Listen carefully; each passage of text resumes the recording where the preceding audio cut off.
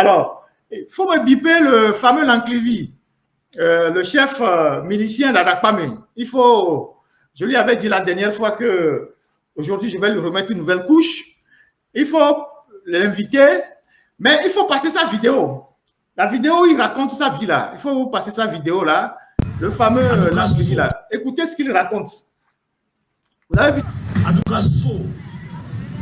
Nous qui sommes là, nous sommes là, nous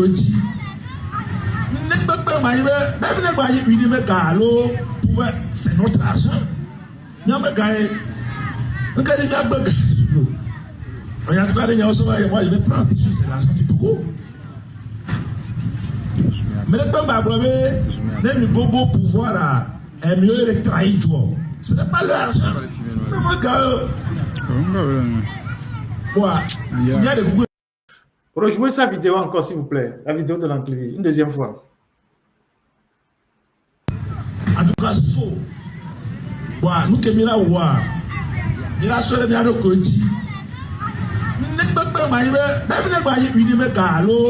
sommes c'est notre argent.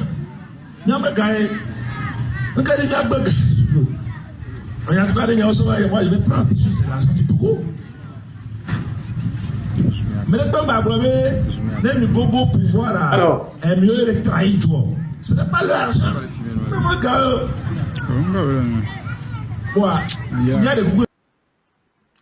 donc, il disait dans la vidéo que l'argent que UNIR distribue, c'est l'argent du Togo. Et si quelqu'un s'approche du pouvoir, il ne faut pas le blâmer, c'est l'argent du Togo. On peut aller prendre l'argent du Togo comme on veut chez les gens d'UNIR. Et puis, ben voilà quoi. Donc, alors, j'avais promis de remettre une couche sur ce monsieur-là parce que des gens comme ça, ces petits bandits-là, il faut les neutraliser immédiatement pour qu'ils deviennent moins nuisibles pour la population. Alors, ce monsieur est un entrepreneur. En tout cas, c'est ce que lui-même se dit. C'est un entrepreneur. Son vrai nom, effectivement, c'est Kodjo Noéville Lanclévy. Si vous voyez sa page Facebook, si la technique me fait passer sa page Facebook, voilà sa page Facebook, Kodjo Noéville Lanclévy. C'est lui. Il dit avoir fait des études de génie civil à l'université de Lomé, alors qu'il ne parle pas correctement français, il ne comprend pas grand-chose, et qu'il habite à Bangkok, en Thaïlande. Voilà sa page Facebook, les informations qu'on a. Quelqu'un qui a fait génie civil à l'université de Lomé et qui n'arrive pas à s'exprimer correctement en français. Vous savez que sur Facebook, il y a toute forme de profil. Hein. Il y a des gens qui ont des doctorats sur Facebook, des gens qui habitent en Azerbaïdjan sur Facebook alors qu'ils sont à Lomé. Donc, vous voyez sa page Facebook, il s'appelle Kodjo Noéville Lanclévy. Et quand vous allez descendre toutes les photos sur sa page Facebook, vous allez voir les activités qu'il mène. C'est quelqu'un qui était dans les forages. Donc, sur sa page Facebook, il dit avoir fait des études de génie civil à l'université de Lomé.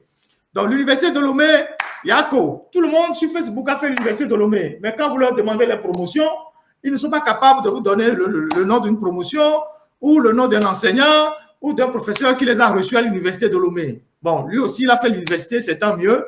Il habite à Bangkok, sur Facebook, mais à Lomé, il est à Dakpame. Non, plutôt il est à Soposito, derrière l'agence de Coris Bank. Je vous en dirai beaucoup plus tout à l'heure.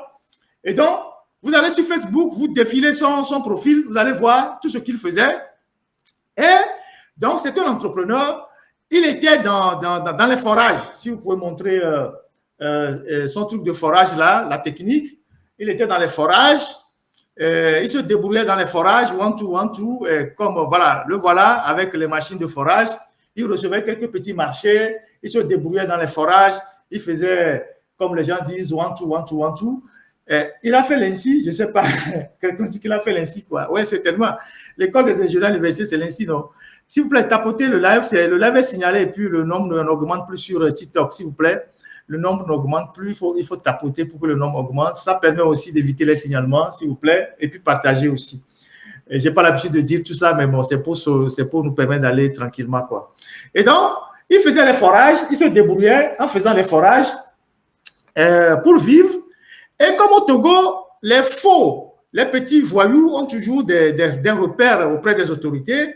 Rapidement, son entreprise de forage, il faut que la technique nous montre son entreprise de forage. C'est la première entreprise qu'il a eu à créer. Voilà son entreprise de forage, construction hydromoderne, CHM, Sarl, BTP, forage, vente d'hydrocarbures. Donc, c'était son entreprise de forage.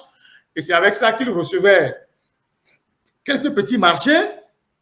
Et comme au Togo, à un moment donné, les BTP ont explosé de façon incontrôlable et tout le monde est devenu ingénieur et tout le monde a créé des entreprises de BTP, le sieur Lanclivi a vu aussi un bon filon et rapidement, il a créé deux entreprises de BTP.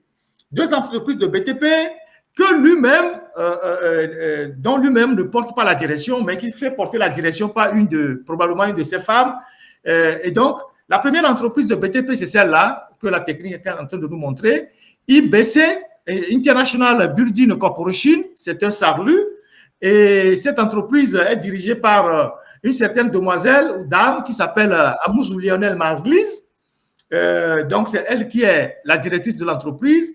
Mais à chaque fois que cette entreprise va postuler aux appels d'offres, le numéro qu'on met sur l'entreprise ou sur les documents, c'est le numéro de M. Lanclivi Noéville Kodjo. Donc, c'est son numéro, le 900, le 90 05, 34 67, qu'on met sur tous les dossiers d'appel d'offres. Donc, la première entreprise, c'est celle-là, notez-la très bien, l'entreprise IBC. Je vais vous dire pourquoi. Et puis, il a une seconde entreprise qui s'appelle SI, si la technique peut rapprocher, SIHG. Voilà, une autre entreprise qui s'appelle SIHG, toujours dans les BTP, toujours dirigée par la même dame, Madame Amouzou Lionel Marlise. Donc, et donc, ces entreprises-là se voient attribuer des marchés, parfois par des procédures irrégulières ou par des processus irréguliers. C'est comme ça qu'il travaillait au Bénin, il a eu quelques marchés au Bénin par des groupements, et les Béninois ont détecté que le sieur Lanclivi faisait faux usage de faux, c'était un faussaire. Il a pris des entreprises, il est allé dans un appel d'offres avec un groupement d'une entreprise burkinabé qui n'hésite pas pour gagner un marché. Il a été dénoncé par un concurrent et la RMP du Bénin a siégé, a pris une décision et l'a exclu de toute passation de marché au Bénin pour 5 ans. Donc, la décision de la RMP du Bénin, la voici. Je vous ai dit aujourd'hui que le live sera très documenté. Donc, la décision du Bénin qui exclut la société de M. Lanclivi de tout appel d'offres pendant 5 ans au Bénin, voilà la décision. Et cette décision au Bénin de la RMP du Bénin. Et donc, une fois qu'il a été chassé du Bénin, je pense que la dame qui est la directrice de son entreprise, je pense qu'elle est béninoise, ils ont mis le cap sur le Togo. Donc, quand ils sont arrivés au Togo, et comme au Togo, c'est la mafia, il a commencé par postuler à des marchés. Il a des amis à la direction des TP, un certain M. Larré, qui est un de ses soutiens à la direction des TP. Il a le directeur des TP qui s'appelle M. je pense aujourd'hui, en tout cas, c'est un grand cadre des TP qui s'appelle M. Abou. Il y avait la ministre aussi, Mme Kassa. Et donc, monsieur Lanclivi a commencé par avoir des marchés. C'est comme ça que quelqu'un qui n'a pas fait d'études d'ingénierie, quelqu'un qui a mis à la tête d'une entreprise, une femme dont personne ne connaît les compétences, s'est vu attribuer la construction du pont de Agné. Si la technique peut me montrer le document, vous savez qu'actuellement, il y a un nouveau pont qui est en train d'être construit sur le pont de Agné, le fleuve Agné ou la rivière. C'est le fleuve Agné qui est un affluent du Mono. C'est un très grand fleuve. Et le pont qui était là depuis des années est un peu fragile. Et l'État, ou c'est pas, c'est les partenaires ou c'est l'État, a décidé de construire un nouveau pont. Donc, quand ils sont allés à l'appel d'offres pour le pont d'Agné, c'est à ce monsieur-là qui n'est ni ingénieur. La directrice non plus n'est pas ingénieur. Même si lui, il dit qu'il est ingénieur génie civil, vous voyez comment ce qui se passe au Togo est extrêmement grave. C'est à lui qu'on remet ce marché de la construction du pont d'Agné, le pont de Agné sur le fleuve Agné, et d'autres entreprises plus qualifiées ont été éliminées. Donc, son entreprise qui a eu le pont Agné s'appelle SIHG. L'entreprise n'avait même pas d'expérience pour obtenir le marché de cette envergure-là. Mais comme il a des complices au ministère des TP, il dit même avoir donné beaucoup d'argent des commissions à l'ancienne ministre, Madame Kassa, le DG des TP mange dans ses mains, M. Larrey mange dans ses mains, lui-même, il s'enorgueillit. Et donc, il est sur ce chantier-là depuis des années. Le chantier n'avance pas, le chantier traîne. Hein, c'est sur la nationale numéro 1. La nationale numéro 1. On ne donne pas la construction d'un pont sur la nationale numéro 1 à une société de BTP de Renault, des gens qui ont fait pont et chaussée. On va donner ce marché à un individu qui n'a aucune qualification en ingénierie, qui fait piloter sa société par une femme qui non plus n'a aucune qualification, et on leur donne un marché de cette envergure-là, un marché d'un pont, un pont stratégique sur le fleuve Agné. Et donc, depuis, ce monsieur est incapable de finir le pont, et quand on le convoque au ministère des TP, il y va en bombant le torse. Et bon, après, quand il sort, il dit non, que lui, il a arrosé tout le monde. Et donc, le chantier est en souffrance. Alors, je vous parle. Donc, c'est l'œuvre de Lanclivy, le fameux Lanclivy. Donc, voilà un des chantiers qu'il a abandonné actuellement ou qu'il peine à terminer sur le pont de Agné. Pour ceux qui font le voyage Lomé dans la région nord, vous allez voir qu'il y a un chantier sur le pont, sur le fleuve Agné qui traîne depuis des années. C'est ce monsieur Lanclivy-là, qui n'est ni ingénieur, qui n'est rien, qui a eu ce marché-là. Alors, ici, je vais interpeller principalement Faure Gnassingbé.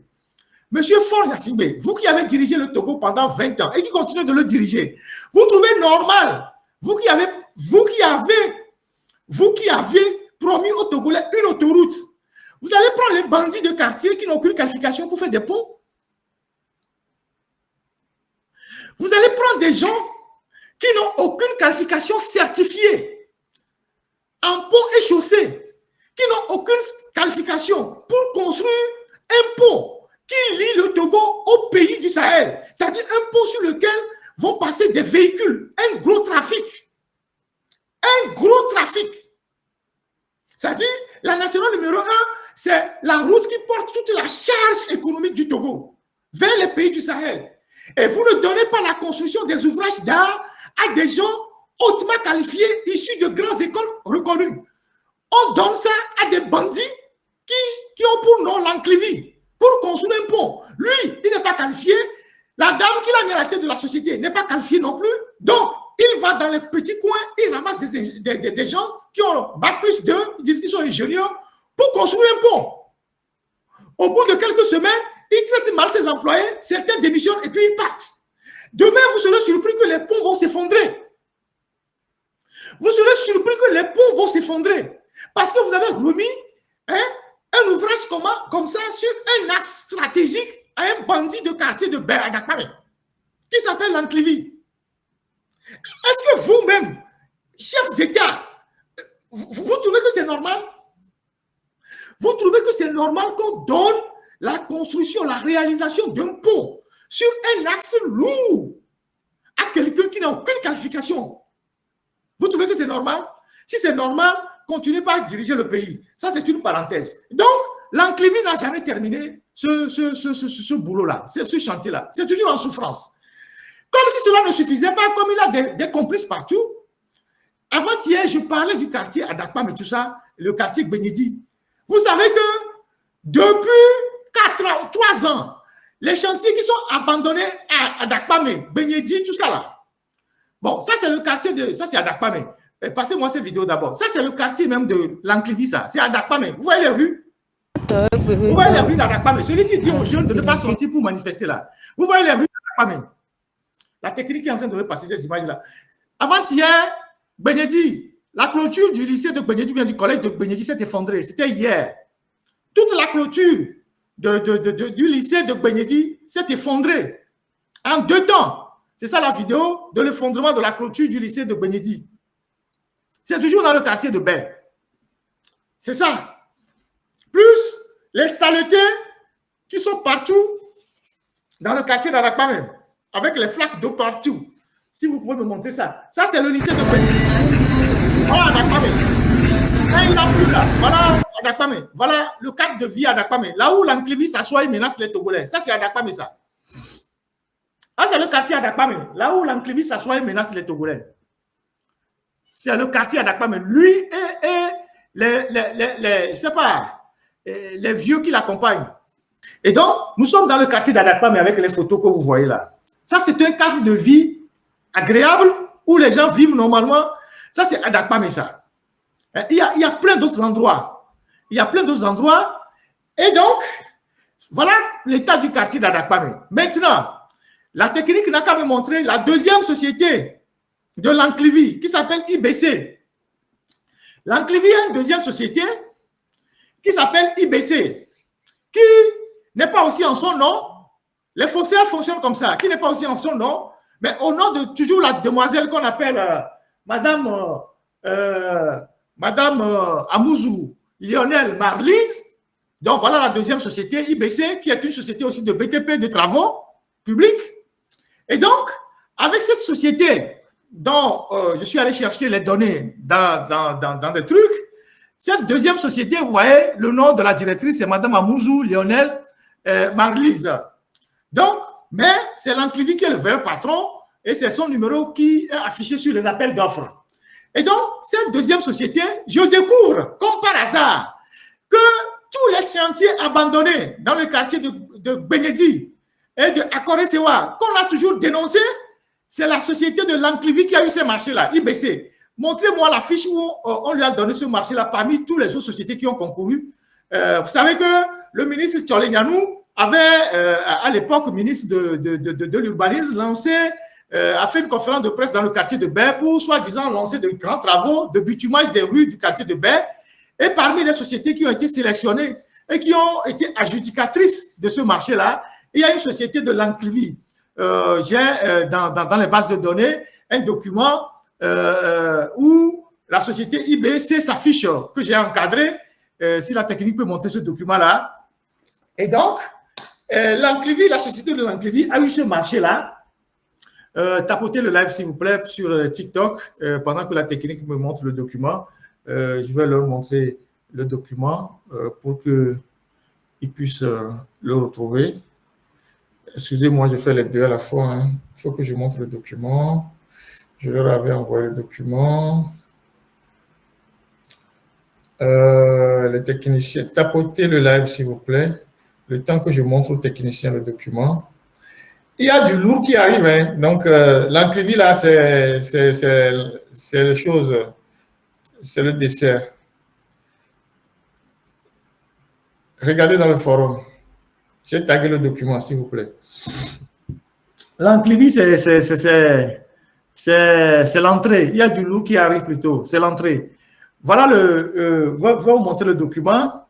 Je viens de l'indiquer à la technique. Tapotez le live, s'il vous plaît, sur TikTok. Hein. Vous voyez ce document-là? Voilà, c'est quand les marchés ont été lancés dans le quartier de Baie. Il y a eu plusieurs sociétés postulants.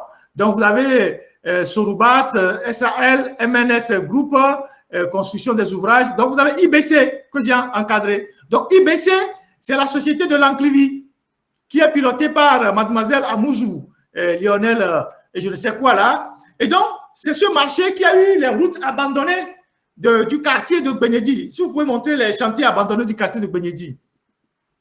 Les chantiers abandonnés du quartier de Bénédi. La technique va retrouver ces photos-là. Les chantiers abandonnés du quartier de Bénédi, c'est la société alors qu'il n'a pas été capable ou il n'est pas en mesure de terminer le chantier sur le pont de Agné, on lui a donné d'autres chantiers dans le quartier de Bénédi, à Akore-Sewa. Vous avez les images dans le répertoire. Et donc, il a abandonné depuis 3 ans ces chantiers. Ils ont fait juste des caniveaux qui ne sont pas fermés. Les enfants tombent dedans. C'est dans ces caniveaux-là qu'il y a un enfant qui est tombé il y a 2 ans. Un enfant est mort dans le quartier de Bénédi, là, les ruelles, là. C'est dans ce quartier-là. Et donc, voilà l'individu à qui on a remis des marchés publics pour construire ou pour bitumer des rues dans son propre quartier. Parce que je suppose que à Akore-Sewa, Bénédi, Adakpam et tout ça, c'est les quartiers, hein, c'est les mêmes quartiers. Et donc, s'il était un individu conscient, il devait même réaliser rapidement ces ouvrages-là pour le confort des habitants et de ses propres frères qui vivent dans ces quartiers-là. Il a bouffé les sous. Il a bouffé les sous. Voilà les chantiers qui sont abandonnés dans les quartiers de Bénédi, à Akore-Sewa. C'est l'Anclivie qui faisait ce boulot-là. Il a bouffé les sous. Et donc, il a disparu avec les sous. Et le voilà aujourd'hui, il vient se pointer et pour menacer les jeunes qui, eux, se battent pour leur avenir. Et donc, et moi, les Benedime, comme les Founou à Corée, et d'autres, l'enclivibe a joué au don, et il nous l'a donné, il m'a joué à toi, il baissait. Et il nous l'a donné, et regardez comme, moutomo. Et regardez comme, moutomo, et bien compris sur les TP, écoutons, et bien, nanaga, DG de TP, nanaga, monsieur Laré, nanaga, madame la ministre Kassak et Rofuvaya. Donc, il a des entrées. Moutomo, normalement, les Sétinois, un type comme ça, il est en prison pour détournement de fonds, travaux non exécutés. Gata, mais de là, non. Donc, comme Unir, mais à Béfouankou, et nous, c'est toujours des faussaires qui ont la place dans Unir. Il a le culot de venir sur la place publique pour venir nous dire que, ouais, que si quelqu'un sort pour manifester, lui et ses éléments vont le tabasser. Alors que tu as eu des chantiers que tu n'as pas terminés. Dans les mêmes quartiers. Donc, j'interpelle Ford Dassibé. Parce que c'est sous son autorité que tout ça se passe. Tout ce banditisme-là, d'État-là, c'est sous son autorité que ça se passe. Vous ne pouvez pas donner des travaux publics à des gens qui n'ont aucune qualification pour faire des routes. Vous donnez, je ne sais pas, vous donnez des chantiers de route à des mécaniciens. Vous donnez des chantiers de route à des gens qui ont fait des études de lettres. Vous donnez des chantiers de route à des gens qui ont fait, je ne sais pas, d'État avec... C'est incroyable. Comment voulez-vous construire un pays? Vous comprenez pourquoi toute la ville de Lomé est sous l'eau? Parce que les chantiers ne sont jamais donnés à des gens compétents. Des gens qui sont capables de faire des études et de placer les ouvrages qui drainent l'eau, qui font de l'assainissement. Quand on va donner des routes à quelqu'un comme l'Anclévie, celui-là, il va faire quelle bonne route dans le quartier de Bénédie là-bas? L'eau va circuler comment? Voilà comment Lomé se retrouve sous l'eau, qui a l'inondation partout. Et nous, quel est le doyen? Donc, quand on a des individus comme ça, au lieu de se cacher, il vient sur la place publique pour menacer les gens. Maintenant, lui-même, l'Anclévie là, il est parti voler la chefferie des gens avec le soutien de Gomado parce que ce n'est pas lui qui devait être le chef de ce quartier-là, c'est une famille qui s'appelle Agbati. Mais comme ils font toujours dans les magouilles, passez-moi la photo où Gomado lui donnait, je ne sais pas, les trucs. Gomado, le maire de la zone, voilà la photo où le maire lui donnait, je pense, c'est son arrêté de chef de quartier. Et voilà un chef qui, il se dit chef, il a des tatouages partout. Il a des tatouages partout. Il dit qu'il était l'un des plus grands bandits du quartier de Bay, qu'il fumait le pipiripi, il en vendait aussi aux jeunes. Voilà, un chef qui a mis les tatouages un peu partout, que lui, il est un bandit de grand chemin. Voilà, et c'est des gens-là comme ça qui disent qu'ils sont des chefs au Togo. Et vous voulez qu'on ait des respects à qui? À des gens comme ça qui n'ont même pas le sens de l'honneur, qui n'ont même pas le respect des biens publics. On te donne de l'argent pour construire des routes, tu détournes l'argent, et tu viens te pointer gaillardement devant la population qui normalement devait te régler les comptes pour dire que oui, toi tu es le chef du quartier, si quelqu'un veut manifester, on va le sortir du quartier. On va le sortir du quartier. Donc lui-même, l'Anclévie là, il n'habite pas de façon permanente à Dakpame. Il se dit chef d'Adakpame du quartier là, mais il habite à Agouessogo-Sito. Donc on va demander aussi aux gens d'Agouessogo-Sito de te sortir du quartier là-bas pour que tu viennes t'installer définitivement à Adakpame. Sa maison se trouve derrière Coris Bank de Sogo-Sito. Donc, ceux qui étaient habilités à rayer dans le quartier, qui sont les chefs de quartier, c'est la famille Agbati. Et il a utilisé ses connexions pour éliminer la famille et prendre la chefferie. Et il est là à raconter sa vie.